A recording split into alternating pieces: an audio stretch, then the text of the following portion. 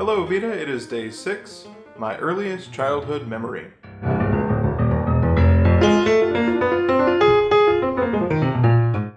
It's hard to answer what my earliest memory is because I have a lot of little snapshots of things that happened as I was growing up and I don't really necessarily remember the timeline.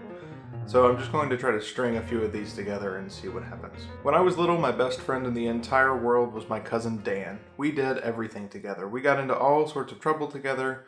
We were at each other's houses 3 or 4 times a week. We went to the same school. We were best friends in class. We made lots of trouble for all of the teachers. It was a lot of fun.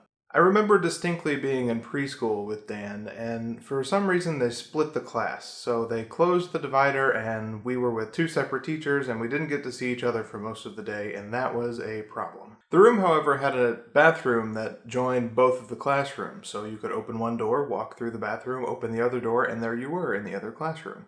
We made judicious use of this and found ourselves often in trouble for sneaking into the other classroom so that we could play together. During one of these episodes, we got put in timeout, which was terrible whenever you're 4 years old because timeout is boring and there is nothing to do and you have to sit there and stare at the wall and be quiet.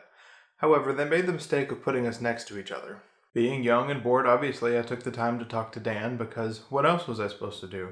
Even though I wasn't supposed to be talking to anyone. Dan, being much more a follower of rules than I was, leaned over to me and shh me really loud. Of course, the teachers heard this and saw him leaning over and obviously thought he was talking to me.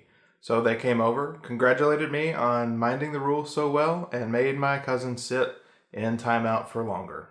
I don't know why I remember that particular thing so well. Perhaps it was the thrill of getting away with something that I had done. Perhaps it's a little bit of guilt for keeping my cousin in trouble for longer than he had to be because, you know, when you're 4 years old, that timeout is the end. However, that memory has stuck with me and I imagine will stick with me until the day that I die. And you know what? That's okay because every time I think about it, I always have to smile a little bit. Now my cousin was the scapegoat and I got away with talking in time.